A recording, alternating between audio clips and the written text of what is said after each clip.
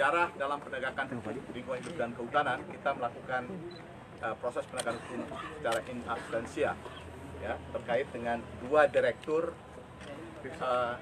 yang terlibat di dalam kegiatan kayu ilegal asal Papua yang kita tangkap di Makassar.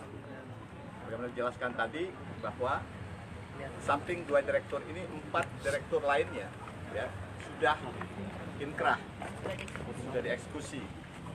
Jadi sekali lagi inilah sejarah di dalam penegakan hukum kehutanan.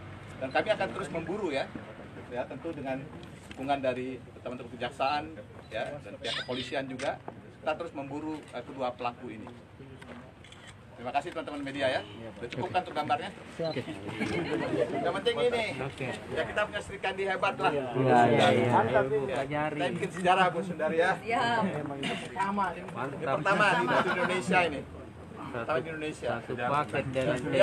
Saya tambahkan untuk yang 4 itu, yang sudah inkrah, saya nggak bisa bergerak. Tangannya ibu sakit. Tangannya ibu sakit. Biar. Jangan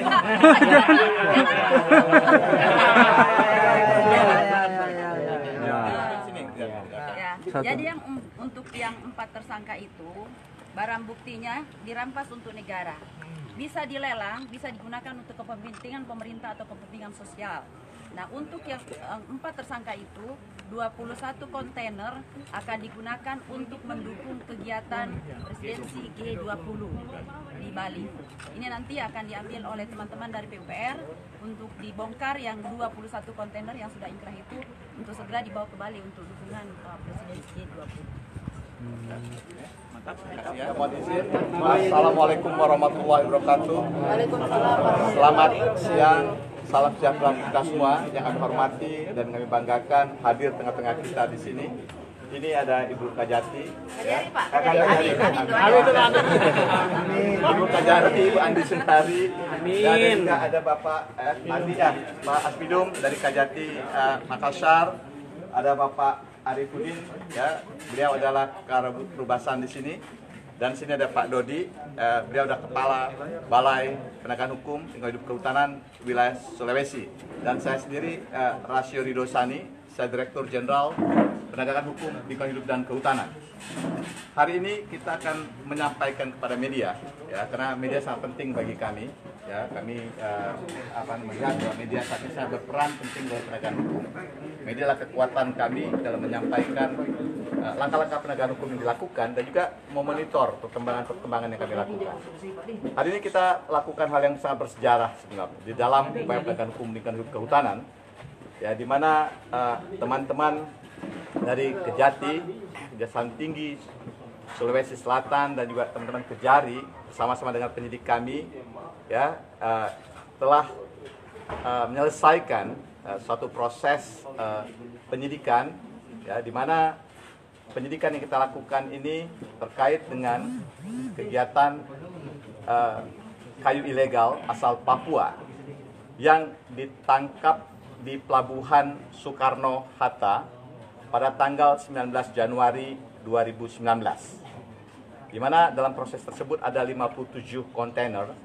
Ya, ada proses yang sudah dilakukan, ada 4 tersangka yang sudah dilakukan oleh kita. Kami bagikan siaran persnya, ya, tapi ada 4 tersangka yang sudah dilakukan proses penegakan hukumnya, sudah terpidana, yaitu pertama atas nama Daniel Garden, Direktur Mansinan Global Mandiri, Dedi Tandean, kemudian dari Direktur CP Edom Arihajaya, Tony Syahatapi, Direktur PT Raja Wali Forestry, dan Budi Antoro, Kuasa Direktur PT Harapan Bagot. Ini ada 4 tersangka sudah terpidana, dan namun ada 2, ya, tersangka yang melarikan diri ataupun DPO, ya, yang DPO, yaitu atas nama Sutarmi, Direktur CP Rizky Mandiri Timber, dan juga Saudara Toto Salehudin.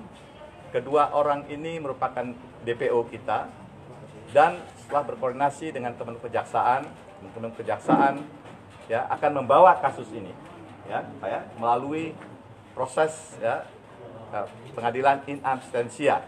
Inilah pertama kali dilakukan di Indonesia, untuk kejahatan lingkungan hidup dan kehutanan. Maka kami sampaikan bahwa ini merupakan peristiwa bersejarah dalam penegakan hukum atas inisiatif dan inovasi yang dilakukan teman-teman Kejaksaan Tinggi Sulawesi Selatan dan juga tentu akan didukung oleh pihak Kejari Makassar bersama dengan teman-teman penyidik kami.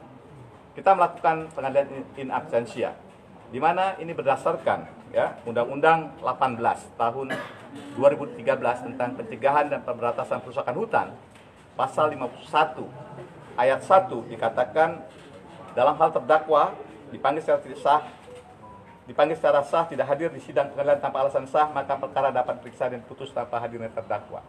Kita menggunakan pasal ini. Jadi ini sejarah dalam Republik ini, Pak.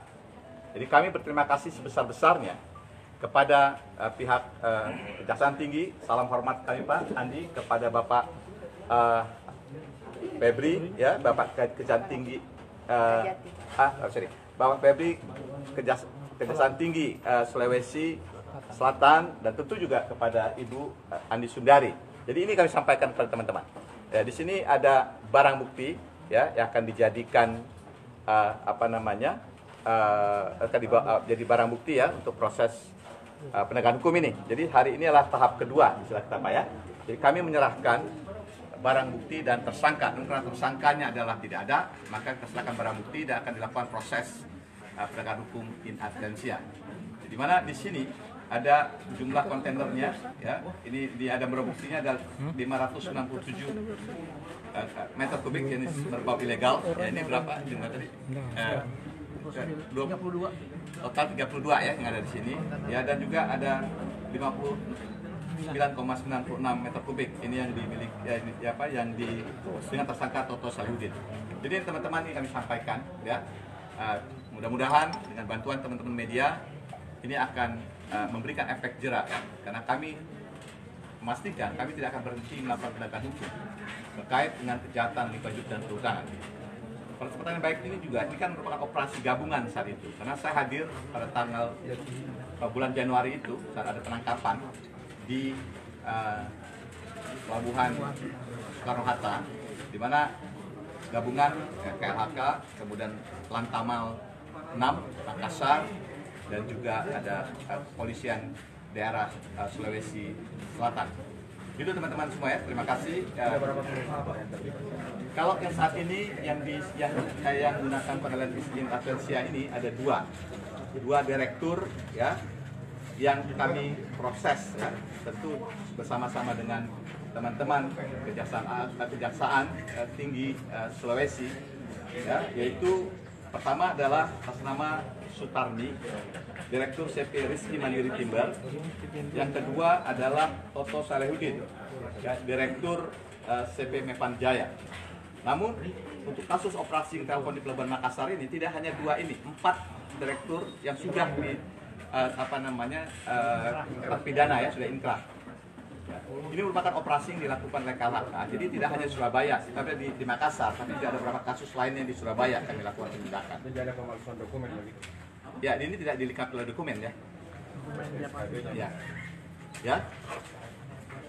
Kalau untuk pengembangan kasus, apakah karena kan ini diketahui Januari 2019, kurang lebih 3 tahun, apakah selama ini hanya 4 orang itu saja atau ada pengembangan? Ada 4 lain juga, Surabaya kita lakukan juga.